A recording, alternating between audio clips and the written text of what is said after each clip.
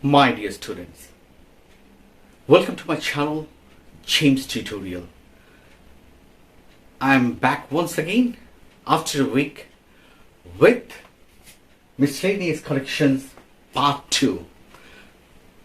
This is the video for today, Miscellaneous Corrections Part 2. In my previous video, there were 20 sentences which were incorrect, and I told you how to make those sentences correct. And in this video there are 10 sentences. You can see I will show you how these 10 sentences in this part, this is the incorrect portion and these are the sentences which you have to make correct. Remember, it's not very big mistake in the sentence. It's a very small area.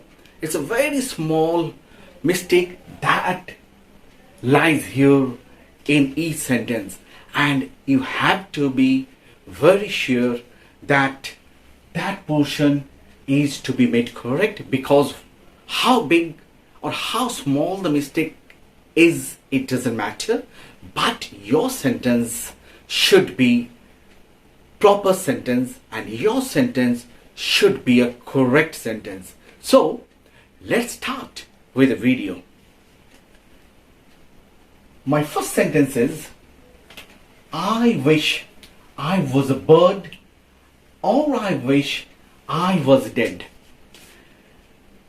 Remember, when we say this, I was dead or I was a bird is a statement of fact.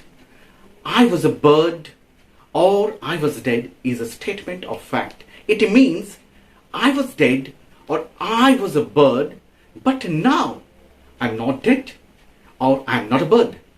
That isn't possible either. So was in these sentences is called the indicative mood. Make sure was in these two sentences,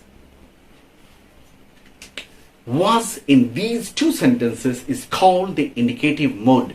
So I wish I were a bird or I wish I were dead expresses a wish.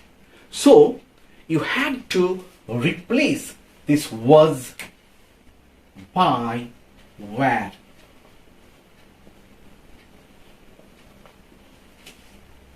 So the sentence should be, I wish I were a bird, I wish I were dead.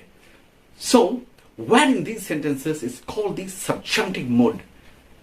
Remember, were in these two sentences is called subjunctive mood. Remember, we can't use the indicative mood when we are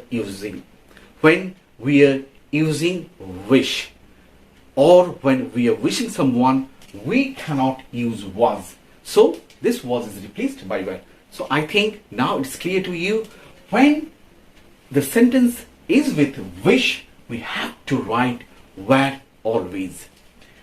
Now I come to the second sentence. This is hard to be believed and this is not easy to be learned.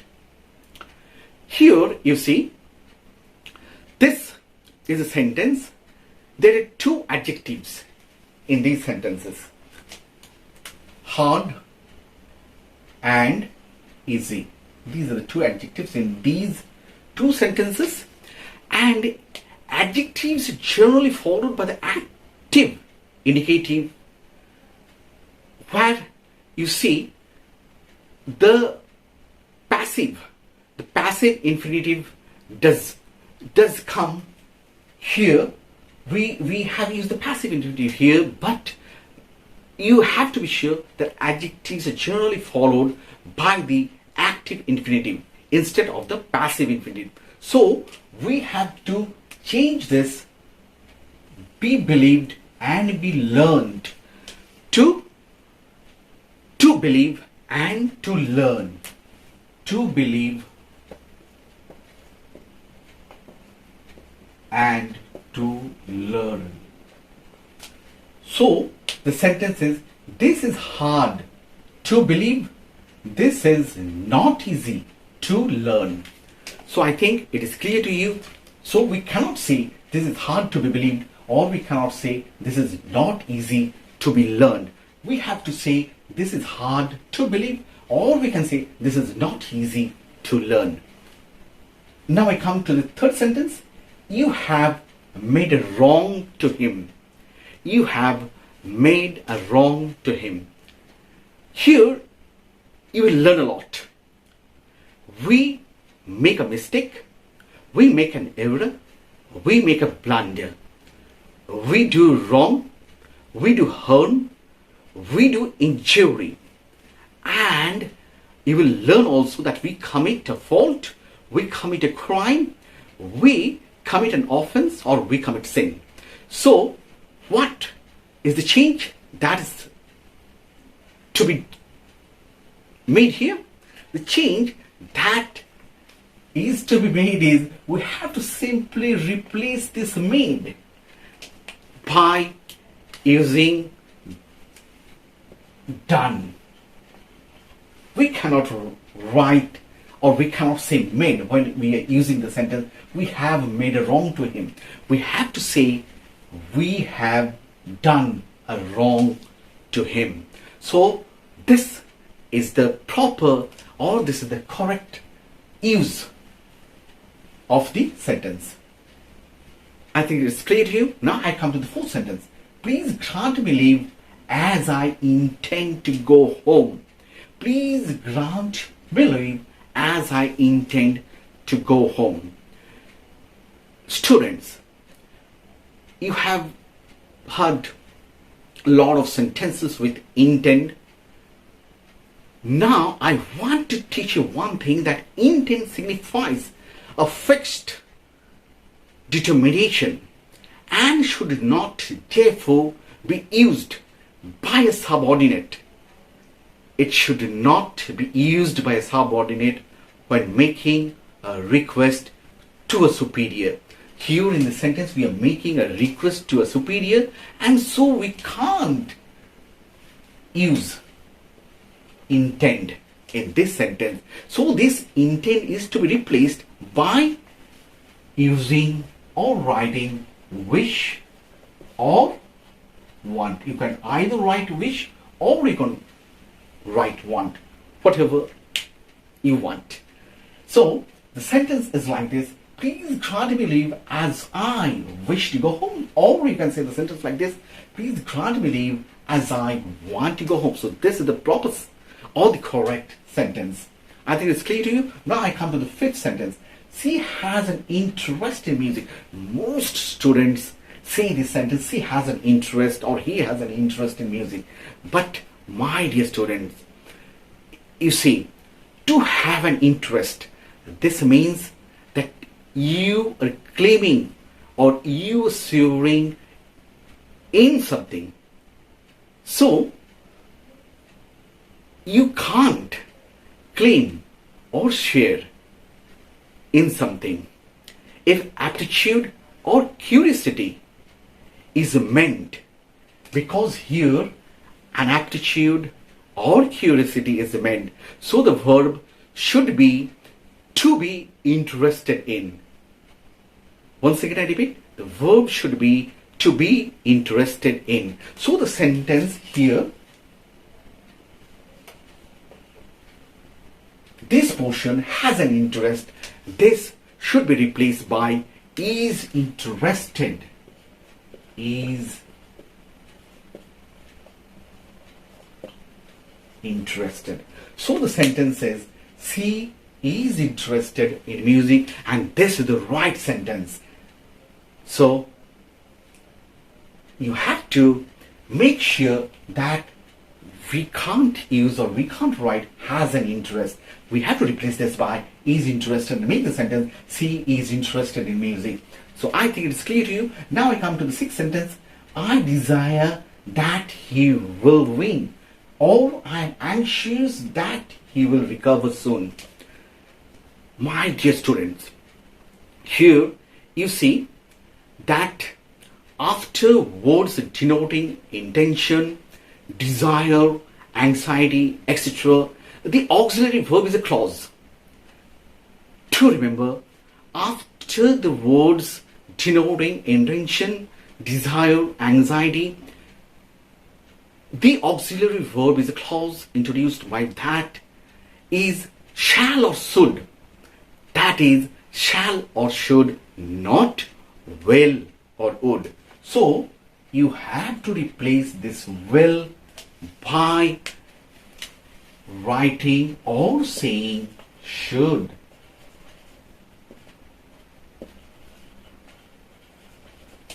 So the sentence is to be told or is to be said like this: I desire that he should win, or I'm anxious that he should recover soon. So this is the correct use of the sentence.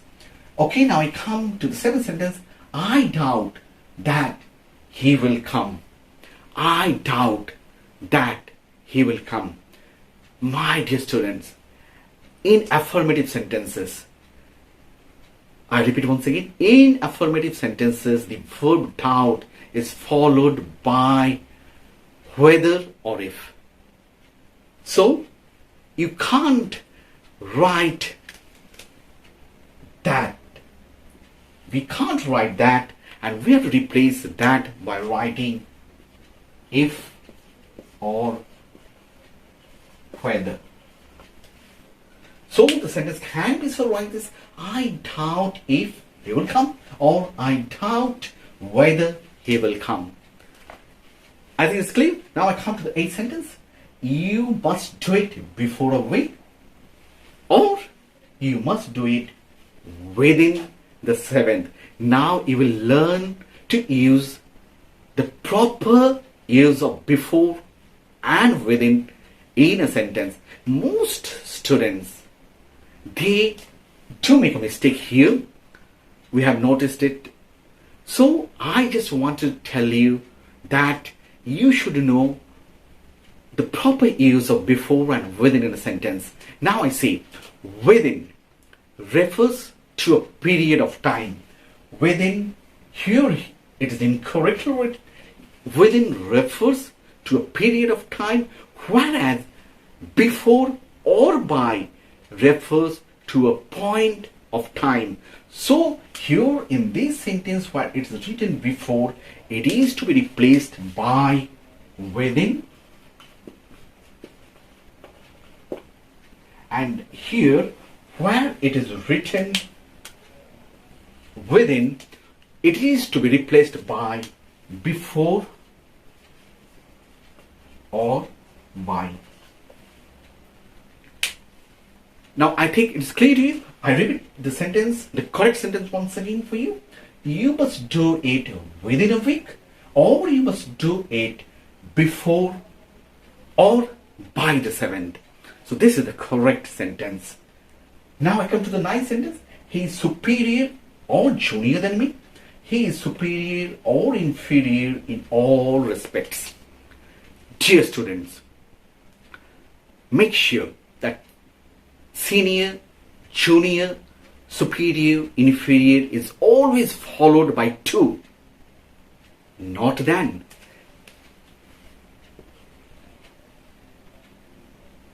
Here, what we have to do? We have to use to instead of than.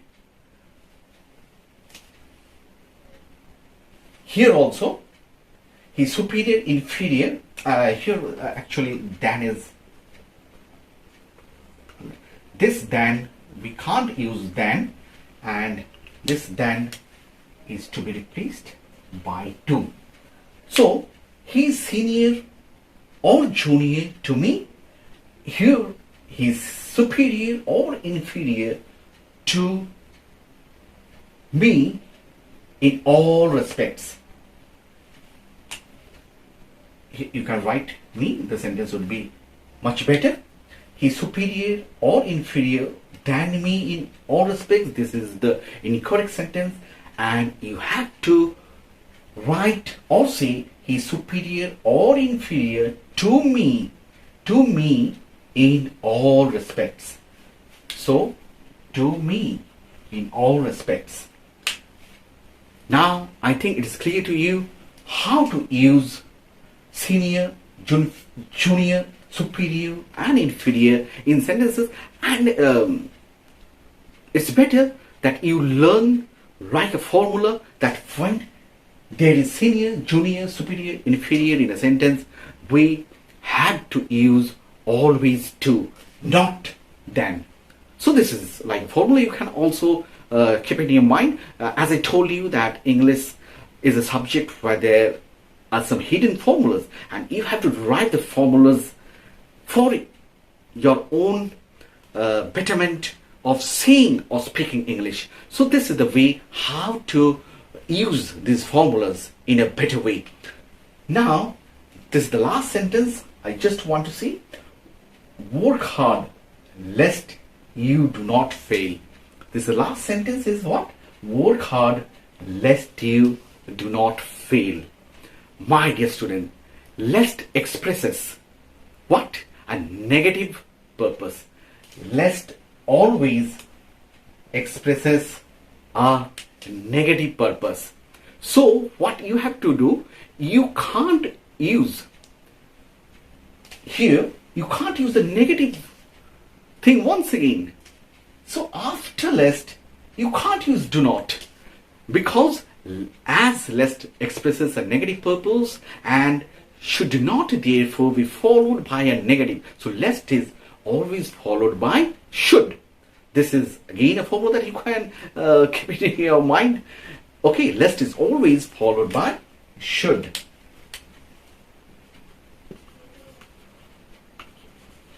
So keep lest as it is like it, and you do not write or do not say do not in this sentence, and instead of do not, you use should in this sentence.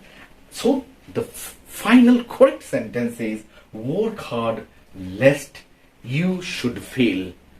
Once again I repeat, work hard lest you should fail. So these are the 10 sentences which many students, they do a very small mistake. You see, in these sentences where you have made correct, these are the very small areas actually where you have made the correction in the sentences. But my dear students, you have to do the necessary correction in order to make the sentences 100% correct, because a small mistake is a mistake that will make your sentences full mistake. Okay, so I just want to let you know once again, you do not make this simple or this very small mistakes. Try to learn the areas, where you do these mistakes and never do it again. And now you have learned how to replace the mistakes with the right words to make your sentence correct. So I come to the very end of this video. So you have learned to make the sentences correct in the form of using so many things which are written on the right hand side. These are very small areas. You have to be very perfect when you are saying or when you are writing a sentence. Make sure that you have to be very perfect. So dear students, this is the second part. I finished here with miscellaneous corrections, because there are plenty more coming ahead. I just want to let you know there are a whole lot of things which I want to teach you with regard to grammar, with regard to many writing things. Actually, you will be very much surprised when you will be with me.